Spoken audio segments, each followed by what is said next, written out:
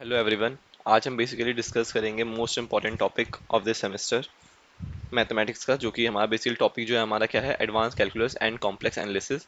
उसमें बेसिकली हम देखेंगे कि हमारे जो इंपॉर्टेंट टॉपिक है जिसमें से हमारे 8 मार्क्स के क्वेश्चन और 15 मार्क्स के क्वेश्चन आने के ज़्यादा चांसेस है, वो हम एक बार देखेंगे। ठीक है, सबसे पहले क्या होता है, हमारा यूनिट वन आता है। Unit number one, basically unit number one में हमारा यूनिट नंबर वन का नाम था हमारा बेसिकली कैलकुलस इंटीग्रल, जिसमें हम डबल इंटीग्रल, वो ट्रिपल इंटीग्रल देखते हैं। उसके बाद एरिया ऑफ शेड रीजन देखते हैं, ठीक है, बाय यूजिंग डबल इंटीग्रेशन और ट्रिपल इंटीग्रेशन। ठीक है, चेंज ऑफ वेरिएबल देखते हैं, चेंज ऑफ ऑर्डर देखते, change of order of integration देखते हैं। तो बेसिकली क्या होता है, चेंज ऑफ ऑर्डर, या तो चेंज ऑफ ऑर्डर या फिर एरिया ऑफ शेडेड कर्व जो होता है, शेडेड रीजन का शेडेड रीजन जो होता है, उस पे हम जो double by using double integration triple integration जो भी हमारे क्वेश्चन में गिवन है, उसके अकॉर्डिंग हम उसका जो बेसिकली एरिया निकालते हैं। इन दो टॉपिक के अलावा और कहीं से भी हमारा 8 मार्क का क्वेश्चन नहीं आएगा। ठीक है, इन दोनों टॉपिक में से ही एक 8 मार्क का क्वेश्चन आ सकता है। ठीक है, फिर आता है हमारा एक, इसमें एक और टॉपिक है जस्ट लास्ट, वो है change of order of integration. उससे भी बस ये तीन टॉपिक है हमारे। एक तो एरिया ऑफ शेड रीजन हो गया, ठीक है, उसके अलावा चेंज ऑफ ऑर्डर हो गया जो हम पोलर फॉर्म में कन्वर्ट करते हैं, और एक हमारा change of order of integration. ठीक है, फिर हमारा एक आता है unit second. Unit number second का नाम हमारा बेसिकली क्या है, यूनिट नंबर सेकंड का नाम है हमारा वो वेक्टर कैलकुलस। हाँ, वेक्टर कैलकुलस। इसमें क्या है बेसिकली, इसमें हमारा बेसिकली जो हमारा ये है, या तो इसमें क्या होता है, ग्रीन थ्योरम या स्टोक थ्योरम की वेरिफिकेशन आ सकती है 8 मार्क्स में, या तो इसके अलावा वर्क डन पे क्वेश्चन आ सकता है 8 मार्क्स में। ठीक है, और प्रूफ करने को तो वैसे सोलेनॉइड और इरोटेशनल बेसिकली ये प्रूफ करने को भी आ सकता है। ठीक है, वैसे मेरे को जो लगता है एंगल बिटवीन टू सरफेस, ये 8 मार्क्स में इतना बड़ा टॉपिक नहीं है जो कि 8 मार्क्स में आएगा। तो मेरे को ये लगता है बेसिकली क्या, कि एक तो ये हो गया कि सोलेनॉइड इरोटेशन का प्रूफ करने के लिए वर्क डन पे क्वेश्चन, ग्रीन थ्योरम या स्टोक थ्योरम की वेरिफिकेशन। और मैंने एक चीज़ देखी, बहुत सारे लोग ना, ये उसमें मैंने एक ग्रुप था उसमें मैंने देखा कि बहुत सारे लोग कह रहे थे कि जो 15 मार्क्स का क्वेश्चन है, ज़्यादातर चांसेस है कि वो इससे आएगा, गॉस डाइवर्जेंस थ्योरम से। ठीक है, ज़्यादातर चांसेस है, 15 मार्क्स का क्वेश्चन है। बेसिकली पैटर्न आपको सबको पता ही होगा ऑलरेडी, क्या होता है कि 20 MCQs आते हैं हमारे, और बेसिकली 5 यूनिट है, तो 5 यूनिट में से 8 मार्क्स के 2 क्वेश्चन आते हैं, उसमें से हमें एक क्वेश्चन करना होता है, तो 8 × 5 हमारे 40 मार्क्स हो गए, और 20 मार्क्स का MCQs हो गया। और हमारे दो दो क्वेश्चन आएंगे कौन से, 15 मार्क्स से, जो कि उसमें से हमें एक करना होता है, तो टोटल मिला के बेसिकली हमारा 75 मार्क्स होता है टोटल। ठीक है, ये हमारा बेसिकली पैटर्न होता है। ठीक है, अब हम देखते हैं बेसिकली यूनिट थ्री।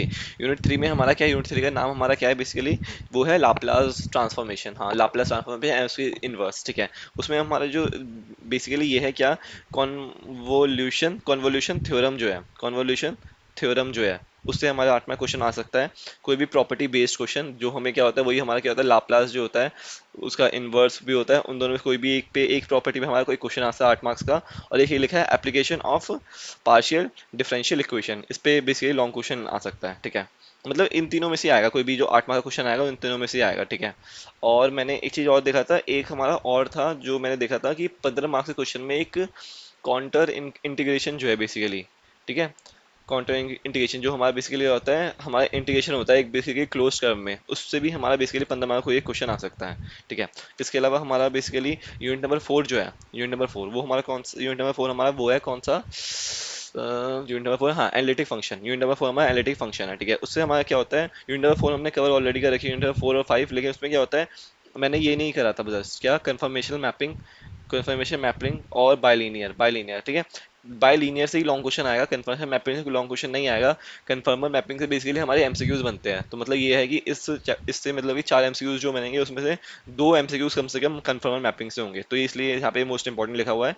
और बाइलीनियर, इससे हमारा या तो, और 8 मार्क क्वेश्चन हमारे इन टॉपिक से ही आएगा, या तो मिलने थॉमसन मेथड, या तो फिर बाइलीनियर ट्रांसफॉर्मेशन, या फिर आएगा ये prove a function to be analytic और हार्मोनिक। इन तीन से ही मतलब ये पहला, दूसरा या चौथा, इन तीन टॉपिक से ही हमारा 8 मार्क्स का आएगा, पहला, तीसरा और चौथा। सॉरी, मैंने दूसरा बोल दिया था, कंफर्म मैपिंग से, इससे हमारा बेसिकली एमसीक्यूज ही बनता है। इस बार जो हमारा आई 3 हुआ था, उसमें भी हमारा कंफर्म मैपिंग से हमारा हमारा इन्वर्जन पे एक एमसीक्यूज आया था। ठीक है, इससे हमारा एमसीक्यूज आएगा। अब हमारा आता है लास्ट लास्ट यूनिट, जो कि हमारा कौन सा, ये यूनिट नंबर 5, जो कि नाम है इसका हमारा कॉम्प्लेक्स इंटीग्रेशन। कॉम्प्लेक्स इंटीग्रेशन, ठीक है, इसमें क्या होता है बेसिकली, जो सबसे इंपॉर्टेंट टॉपिक है वो हमारा क्या है, कॉची रेसिड्यू थ्योरम। ठीक है, अगर आपको कॉची रेसिड्यू थ्योरम आता है तो उससे आप क्या कर सकते हो, आराम से एप्लीकेशन ऑफ कॉची रेसिड्यू के क्वेश्चन जो आएंगे वो आप आराम से सॉल्व कर लेंगे। ठीक है, ये मैंने ऑलरेडी यूनिट 5 में करवा रखा है, ये बहुत ईजी है। ठीक है, इसके सबसे लास्ट टॉपिक है हमारा जो यूनिट 5 में।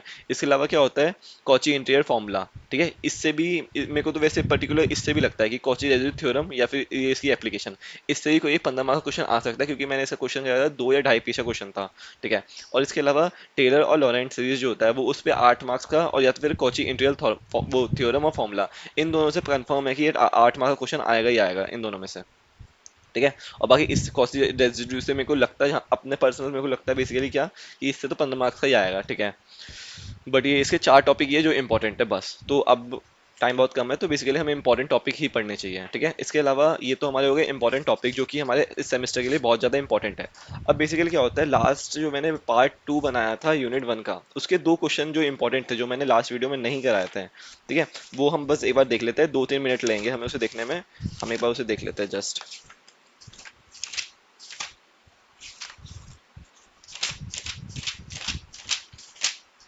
एक तो हमारा ये वाला क्वेश्चन है क्या, कि बेसिकली हमें बोला है कि ये हमारा असाइनमेंट का क्वेश्चन है क्या, कि डबल इंटीग्रेशन करना है इसका, ठीक है, D X D Y over the area bounded by the parabola इतना and is latus rectum. Latus rectum जो होता है हमारा ये a,0 पे होता है, और ए की वैल्यू यहाँ पे कितनी होती है 1,1,0 पे हमारा क्या होता है लेटिस रेक्टम होता है इस पैराबोला का, ठीक है। तो हमने कहा एरिया हमें निकालना था इसका, ठीक है। तो हमने क्या करा है, हमने अगर इस I1 का निकाल लिया तो हम 2 इंटू कर देंगे, 2 इंटू कर देंगे तो बेसिकली इसका एरिया उसका एरिया सेम है, तो बस हमें 2 से मल्टीप्लाई करना है, ठीक है। तो हम कैसे निकालते हैं बेसिकली ये देखते हैं, ठीक है। सबसे पहले हमने क्या करा, हमें देखा x जो है, हमने इस वाले I1 को निकाला सिंपल। तो हमने देखा x वैरी जो है हमारा 0 से 1 कर रहा है, y जो है वेरी कर रहा है हमारा 0 से इस कर्व तक। ये ऊपर हम देखेंगे जब y, ठीक है, y हमारा ऊपर होता है ना, तो 0 से इस कर्व तक कर रहा है, ठीक है। तो इस कर्व की हमने वैल्यू कैसे निकाली, इससे यहाँ से हमने y की वैल्यू निकाल ली। Basically y equals to root में 4x हो जाएगा, तो हमारा कितना होगा 4 का कितना 2 रूट x हो जाएगा, ठीक है। तो दोनों की लिमिट जस्ट इसमें हमने पुट कर दी, लिमिट हमने पुट कर दी। हमने सबसे पहले अगर x है तो हम क्या करेंगे, इस पूरे को इंटीग्रेट करेंगे विद रिस्पेक्ट टू पहले y, ठीक है। हमने पहले y करा, हमने इसे सॉल्व करा, हमें हमने जो ही हमारा बेसिक तरीका है जो हमारा इंटीग्रेशन का हमने वो अप्लाई करा सिंपल, ठीक है। अगर 1 इंटू में है तो हमारा y आ जाएगा, और यहाँ पे वाई स्क्वायर है तो y³ बाई 3 आ जाएगा। हमने सिर्फ यहाँ पे क्या करा, यहाँ पे एक्स स्क्वायर, यहाँ पे x के बराबर हाफ है, हमने इसका अगर बेस बेस सेम होती है तो पावर ऐड हो जाती है, हमने वो वाली प्रॉपर्टी लगाई, upper limit minus lower limit करी यहाँ पे हमने। तो यहाँ पे हमारा ये वाला टर्म आ गया, ठीक है। अब क्या होता है, हमारा 0 to a लिमिट है, हमें क्या होता है, ये 0 to a कांस्टेंट है, 0 to a मतलब a की वैल्यू 1 है, तो हमने क्या करा है बेसिकली, हमने 1 लास्ट में पुट करा है सिंपल, ठीक है। तो या तो लास्ट में करो, ठीक है, कर सकते हो आप लास्ट में कर सकते हो, ठीक है, या तो अगर आप पहले कर सकते हो तो भी कोई दिक्कत नहीं है, ठीक है। तो हमने करा जस्ट हमने हमने इसमें अगर इसे सॉल्व करा, हमने विद रिस्पेक्ट टू एक्ट करा, हमने वही एकदम सिंपल वो होता है एक्स की पावर एन वाला फॉर्मूला लगाया इंटीग्रेशन का। एक्स की पावर एन का हमारा क्या होता है, एक्स की पावर n+1 अपॉन में n+1 वो होता है हमारा, ठीक है। हमने जस्ट इसमें वैल्यू पुट करी, हमने इसमें लिमिट डाली, हमारी I1 की वैल्यू ये आ गई। तो क्या होता है, हमें क्या होता है ए की वैल्यू इसमें 1 है, तो ए की वैल्यू हमने इसे 1 पुट करी, हेयर फॉर लेटेस्ट एक्टम, ये a,0 हमारा कितना होता है 1,0, तो वो I1 के लिए हमने इसे वैल्यू पुट करी, ये हमारा कितना है 60+1 एक 112 प्लस अपॉन 105, हमने सम करा तो 172 अपॉन 105 आ गया। हम एरिया जब अगर निकालेंगे टोटल एरिया की तो 2 इंटू I2 होगा, 2 इंटू करेंगे 344 अपने 105 हमारा ये आंसर होगा। एक क्वेश्चन ये रहा, एक हमारा लास्ट क्वेश्चन था वो मैं आपको बताता हूँ, जो कि वो भी हल्का इंपॉर्टेंट है। वो हमारा जब बेसिकली ये हमारा कौन सा यूनिट है, हमारा फर्स्ट यूनिट है, तो जब हमारा I1 हुआ था उसमें भी ये क्वेश्चन आया था। तो क्या होता है, ये भी हमारा बेसिकली असाइनमेंट का क्वेश्चन था। इसमें क्या था, calculate the volume of the solid bounded by the surface x=0 y=0 z=0 and ये वाली लाइन, ठीक है, ये वाली इक्वेशन बेसिकली, ठीक है। तो हमने कहा सिंपल x=0 y=0 z=0, ये हमारे यहाँ पे आ गया। यहाँ पे बेसिकली हमने जब इस लाइन से हमने देखा एक एक बार हमने सबको 0 रखा, तो देखा ये 3 पॉइंट मिले बेसिकली हमें, ठीक है, ये 3 पॉइंट मिले हमें बेसिकली, ठीक है। तो हमने सबसे पहले ये निकाल लिया, जब हमने y0 z0 तो हमारा ये वाला पॉइंट बना, जब ये दो 0 तो ये पॉइंट बना, जब ये दो 0 है तो ये पॉइंट बना। हमने सिंपल क्या करा है, यहाँ पे हमने तीनों की लिमिट निकाली। सबसे पहले हमें क्या होता है, जब यहाँ पे हमें x y z है, ठीक है, बेसिकली यहाँ पे 3 वेरिएबल है, तो यहाँ पे क्या होगा इंटीग्रेशन जो है बेसिकली हमें पता है वॉल्यूम का एरिया होता है, तो इंटीग्रेशन dx dy dz होता है, ठीक है। हम हमें तीनों की बस ये निकालनी है, लिमिट निकालनी है। लिमिट हमने निकाली, z की लिमिट हमें कुछ नहीं करा, सबको हमने उधर भेज दिया 1 - x - y, ठीक है। हमने यहाँ पे 0 से ये x y है, तो मतलब किसकी लिमिट होगी, ये हमारी z की लिमिट होगी। तो सबसे पहले हम किसका इंटीग्रेट करेंगे, सबसे पहले हम z का इंटीग्रेट करेंगे, ठीक है। फिर आता है हमने क्या करा, यहाँ पे हमने सिंपल इतना करा, z की वैल्यू 0 रखी हमने फिर, ठीक है। उसके बाद क्या करा, y हमने इधर भेजा, तो y की लिमिट हमारी कितनी है 1/x, क्योंकि z का तो हमारा ऑलरेडी इंटीग्रेट हो चुका है, तो हमारा कितना बचेगा xy बचेगा, तो xy में हमने y को हमने इधर करा तो 1 - x आ गया, ठीक है। तो यहाँ पे कितना हो गया 1 - x, ये हमारी y की लिमिट होगी, क्योंकि यहाँ पे x वेरिएबल है तो इंटीग्रेट करेंगे विद y, तो हमारी y की लिमिट है बेसिकली। फिर हम क्या करते हैं, सेकंड टाइम हम y का इंटीग्रेट करेंगे। फिर आता है थर्ड, यहाँ पे क्या होता है, हमारा x हो गया, हमारा z की लिमिट निकल गई, y की लिमिट, अब आता है हमारा x की लिमिट निकालनी, तो हमने y को 0 रखा यहाँ पे, तो यहाँ पे कितना है x = 1, x = 1 0 to 1, ये हमारी एक्स की लिमिट है, लास्ट लास्ट में हमारी एक्स की लिमिट लगेगी, सिंपल। इसको हमें सॉल्व करना है, हमें लिमिट लिमिट निकालनी आ चुकी है, हमें बस इसे सॉल्व करना है। इसे सॉल्व करने से सबसे पहले हमें बोलना है, क्या बोला, हम एक्स वाई दे रखा है, तो हमें जो नहीं दे रखा होता उसके रिस्पेक्ट में पहले इंटीग्रेट करते हैं। जेड के रिस्पेक्ट में हमने इंटीग्रेट करा, ये हमारा आ गया। अब लिमिट एक्स के टर्म में है, तो हमारा किसके, हमारा दो वेरिएबल बचा है, एक्स और वाई बचा है। यहाँ पे मैंने एक सेकंड, यहाँ पे मेरे को जेड, यहाँ पे मैंने गलती कर रखी है, यहाँ पे जब मैंने जेड के रिस्पेक्ट में इंटीग्रेट कर दिया है, तो यहाँ पे डी वाई और डी एक्स बचा बचा होना चाहिए, क्योंकि हमने जेड के रिस्पेक्ट में कर दिया है, ठीक है। यहाँ पे मैंने बस एक छोटी सी मिस्टेक कर रखी है, ठीक है, ध्यान रखना।